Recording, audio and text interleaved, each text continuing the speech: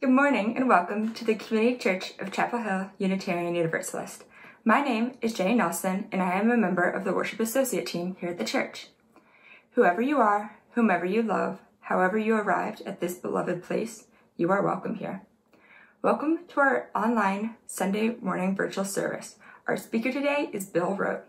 Please enter into this time of worship with me.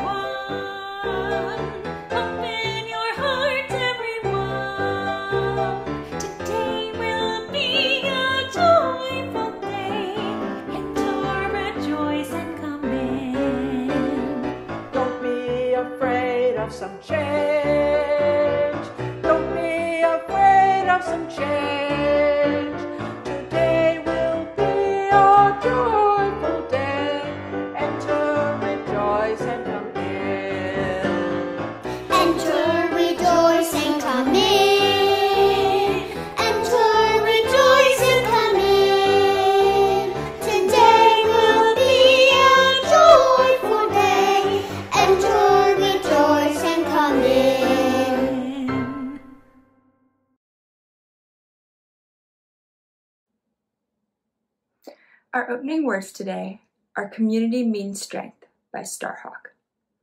We are longing to go home to some place we have never been, a place half remembered and half envisioned. We can only catch glimpses from time to time. Community. Somewhere there are people to whom we speak with passion without having the words catch in our throats.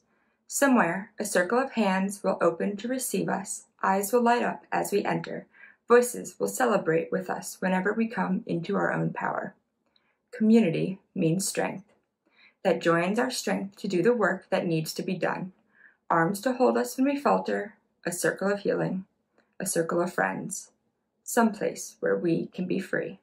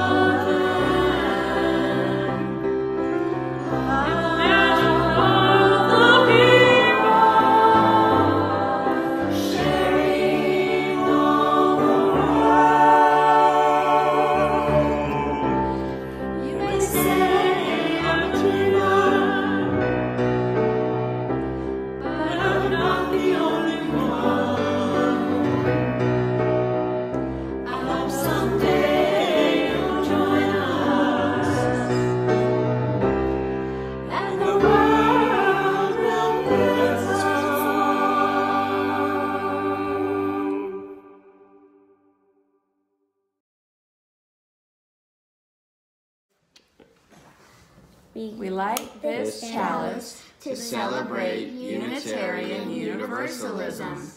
This is the church of the open mind. This is the church of the loving heart. This is the church of the helping hands. Those are our dogs and cats running around.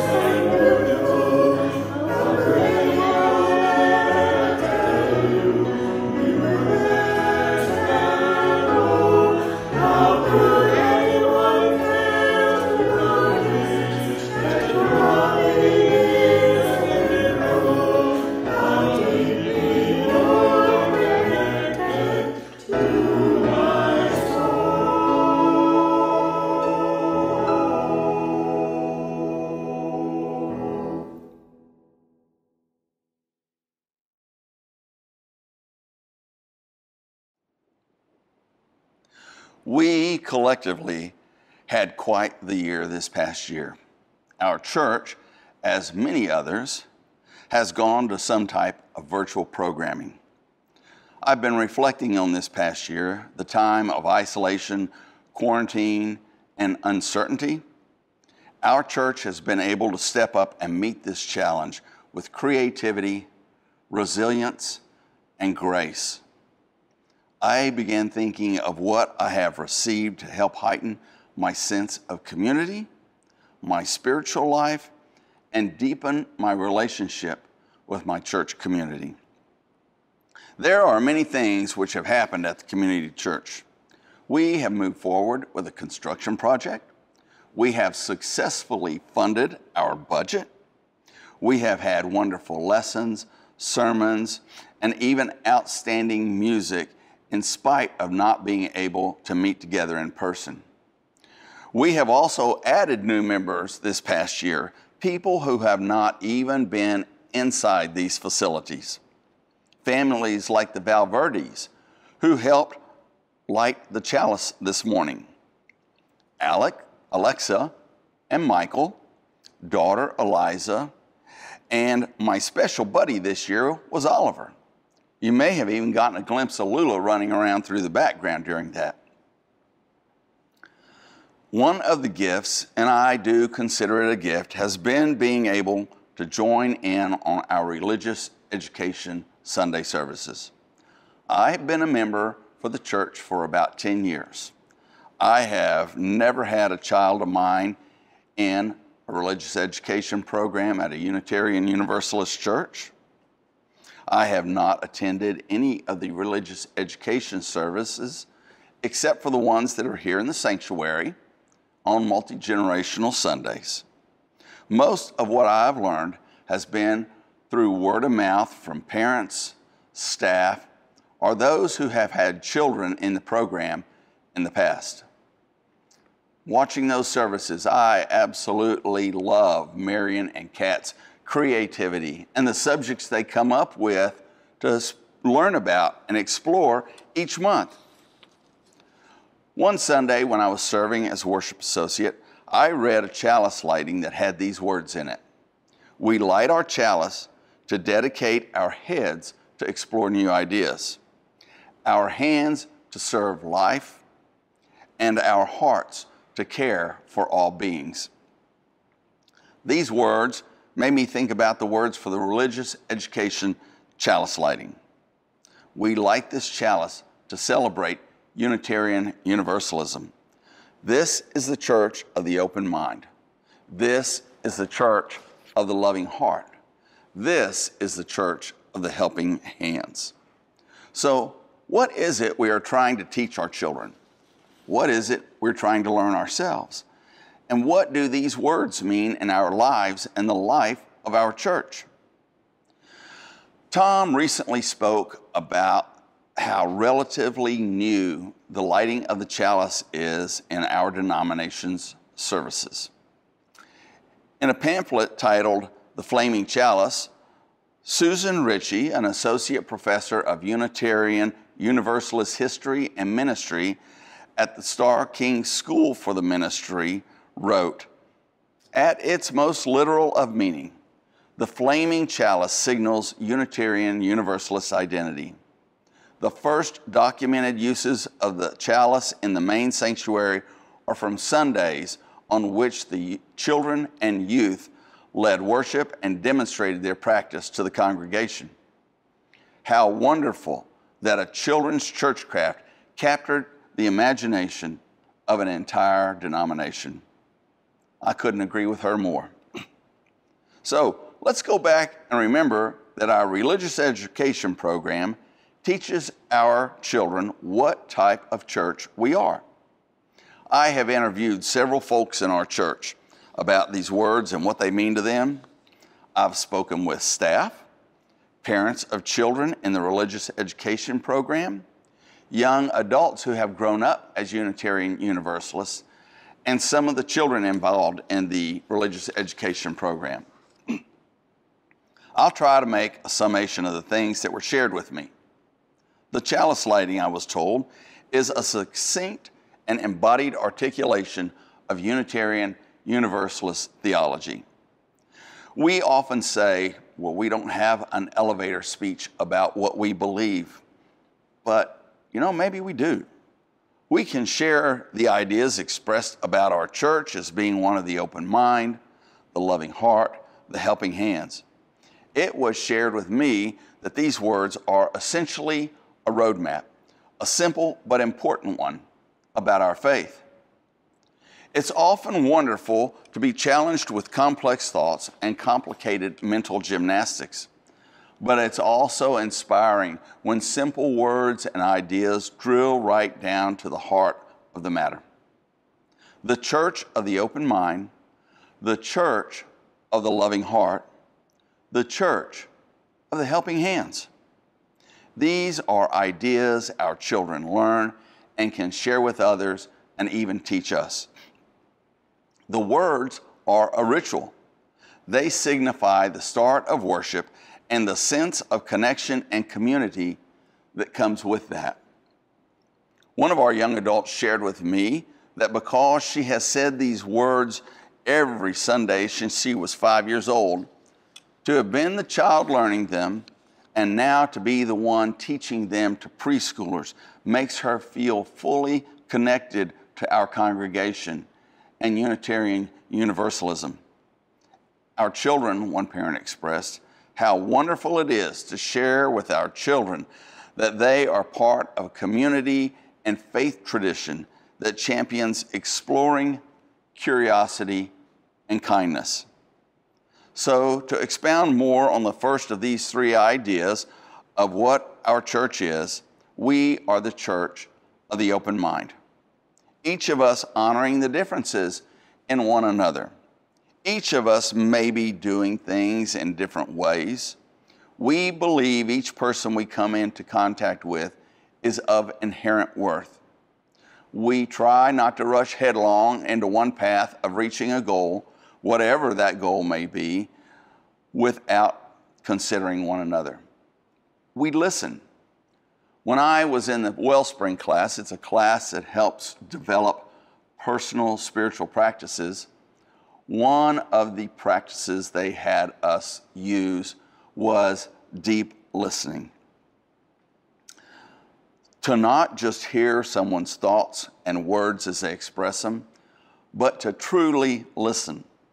Listen without thinking of an answer or response to what they're saying. Think of listening without coming up with a solution of a problem or a question they may have. To honor the speaker by giving their words worth, value, importance, and space. A couple of children I heard from said that the open mind means to be accepting of new things and accept change and to include other people. The church of the open mind should allow personal growth by including those other folks we may not be familiar with. I think this pandemic has allowed this type of growth in our church. I know for myself, I used to go to coffee hour after the services when we were meeting here and speak to the same 5, 6, 7, 8 people. Now, through our virtual coffee hour, I have met and gotten to know so many folks that make our church the great place it is. I've learned about John Lestina's love and knowledge for motorcycles. I have met Becky Ritter, someone who grew up in West Virginia, not far from where my wife, Mary Beth, was raised. And then Bill and Joan Mead, who met as young volunteers for the Peace Corps overseas and became a couple, and what a great couple they are. The great variety of knowledge and experiences we have in our church all come together and are recognized because of the church of the open mind.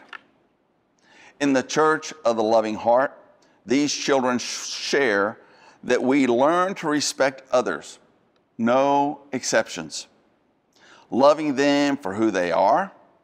Our children in the religious education program are learning to be empathetic and express their feelings. They are taught to be loving and include others in their life and activities. Our church of the loving heart needs to be practiced by letting compassion be our guide. One way to practice having this loving heart is to slow down and be mindful of the world and those around us. One of our young adults says this is one of the tenets they carry with them daily. She says she has learned this by growing up as a Unitarian Universalist. Our open heart means we are present for each other, through thick or thin. A young mother who shared this with me says it means that even after big tantrums and meltdowns at her home, they will always hug it out. How many of us are willing to hug it out after a conflict? What about those meltdowns we have with ourselves when we consider our shortcomings, our failures, maybe lack of planning? Are we ready and willing to give self-hugs? Do we provide them for ourselves using compassion? Our church of the loving heart means we need to let compassion be our guide, to assume good intentions of others, and to have good intentions ourselves. Our faith holds up the centrality of our direct experience, is what Marion told me, our own minds and hearts in the search for truth. And we temper that search or have it pass through the gate of our loving heart. The third thing we are is the church of the helping hands. The idea here, I believe, is to remember we are all in this together and to help whenever we can. The young mother I referred to says she teaches her daughter, this means we take care of each other and our world. We pick up trash off of Mama Earth, and we put our pajamas home in the chest of drawers when it's morning. I was told that the final line, our helping hands, is what makes our religion and our congregation special. So let me give you a couple examples of our church's helping hands. First, I'm on the Share the Plate task force. About 20 or so times a year, we have a Share the Plate offering for different organizations that share our vision in ministering to the world around us. We help build houses with Habitat for Humanity. We support Charles House, a service for elderly people in our community. We collect to fill backpacks with school supplies, and we fund the minister's discretionary fund. Did you know that over the past 4 years, our church has given close to $40,000 per year to Share the Plate? This is in addition to funding our budget. It doesn't come out of the budget. And it's in addition to funding the building project for our church. We as a church are living the open hands concept. Just a real quick aside, I do want to say during the pandemic, our collections there are running a bit behind, so please be sure and support this vital part of our church helping hands. Secondly, Mary Beth and I have had special experience with our church being able to coordinate 2 community days of service. This is another example of how we learn to practice being a church of the helping hands. The first year we coordinated this effort, well, actually Mary Beth did most of the coordinating. It was a huge learning curve for everyone. Thom asked us to meet him in his office, and he presented his vision for what the community day of service was going to be. He had to explain to us what he wanted the church to accomplish and how he wanted it to be accomplished. So we were given pretty free rein coming up with ideas for it. And Mary Beth and I figured this out as we stumbled through the efforts of trying to explain to the congregation what the intent of Thom's vision was. What was Community Day of Service all about? And it took a while for people to come around and understand what we were doing. On the day of service, before everyone left the church to go to their service projects, there was a buzz of excitement in the air. However, when each of you finished your projects and came back for the lunch, the energy was over the top.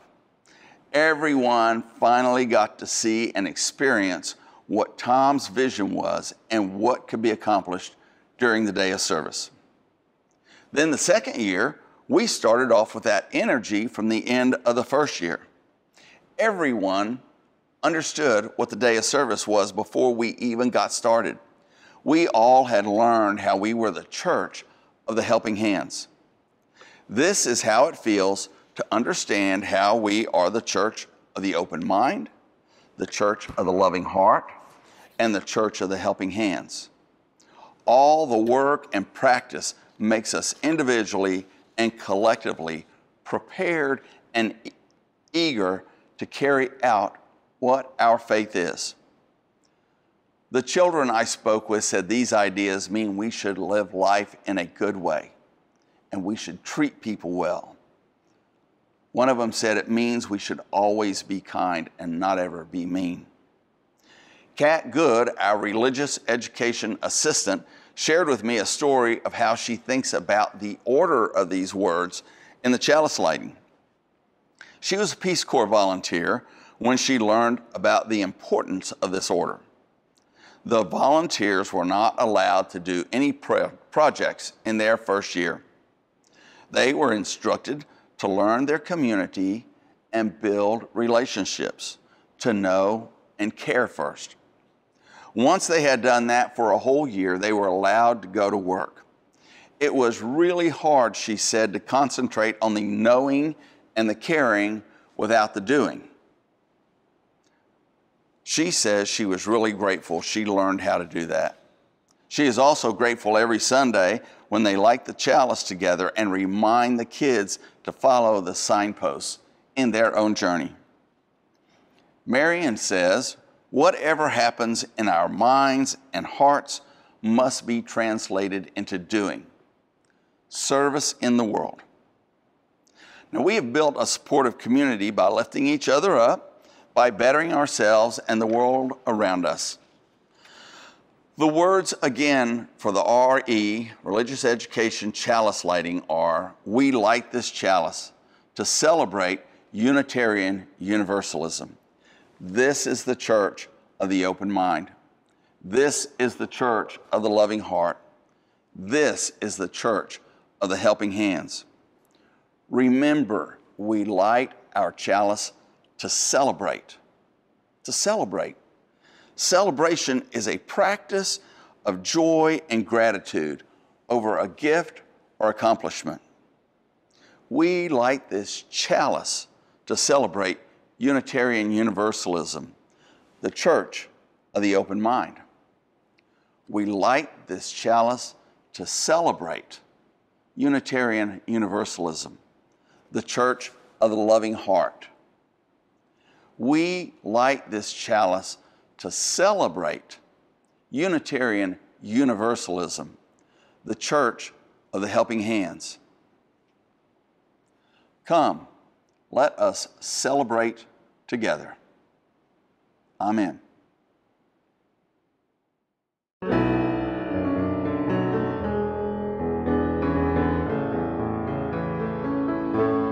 Somos el barco,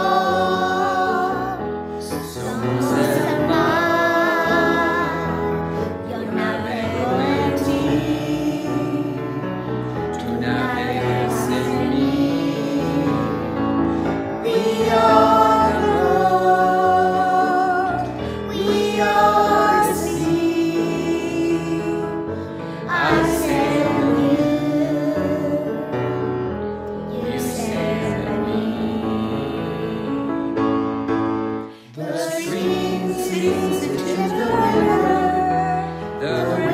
sings into the sea, the sea sings into the boat that carries you and me. Somos el barco, somos el mar, yo navego en ti, tú navegas en mí. We are the road, we are the sea, I sail you sail me. The boat we are sailing in was built by me and the sea we are sailing on, it touches and somos el barco, somos el mar, yo navego en ti, tú navegas en mí. We are the road, we are the sea, I sail you sail me. So with our hopes we set the sails, face the winds once more, and with our hearts we show the waters that never sailed before. Somos el barco, somos el mar, yo navego en ti, tú navegas en mí. We are the road, we are the sea, I sail you sail me. I sail you sail me.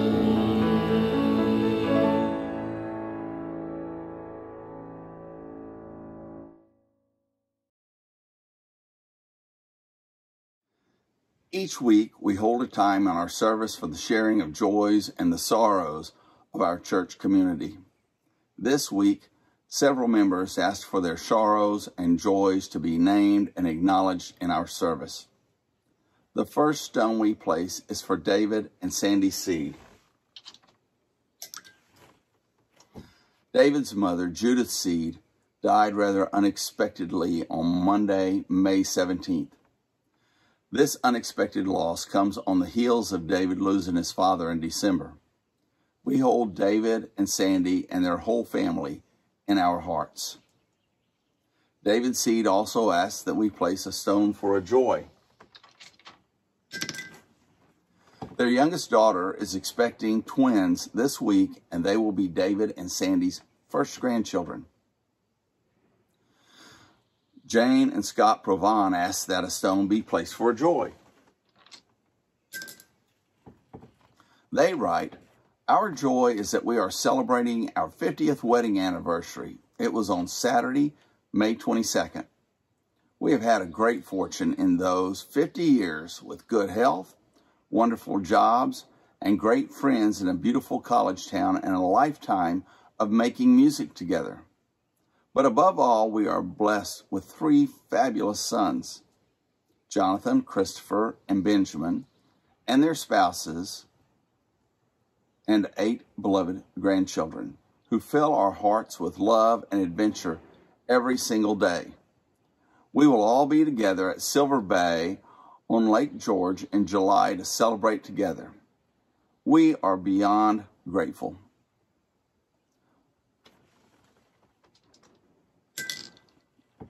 A final stone is placed for all those joys and sorrows which are unspoken and are held within our hearts.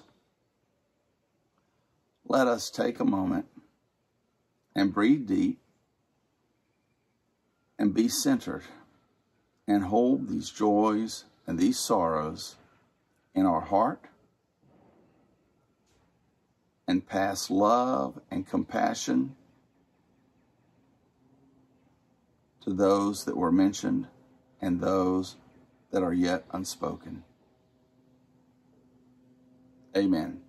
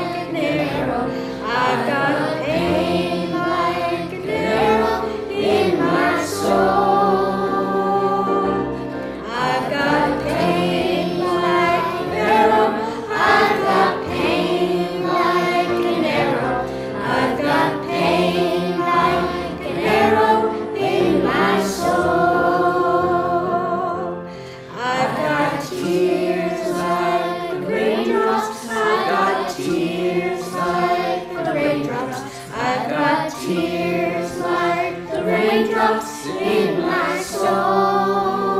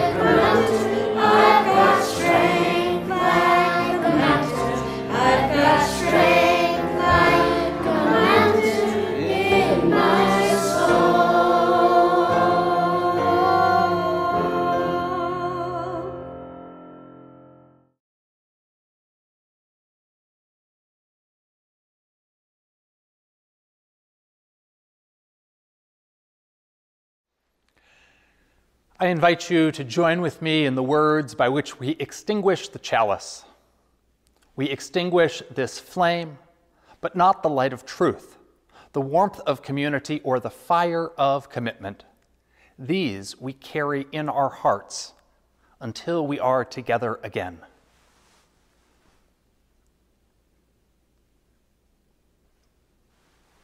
Now, won't you please join with me in singing Shalom.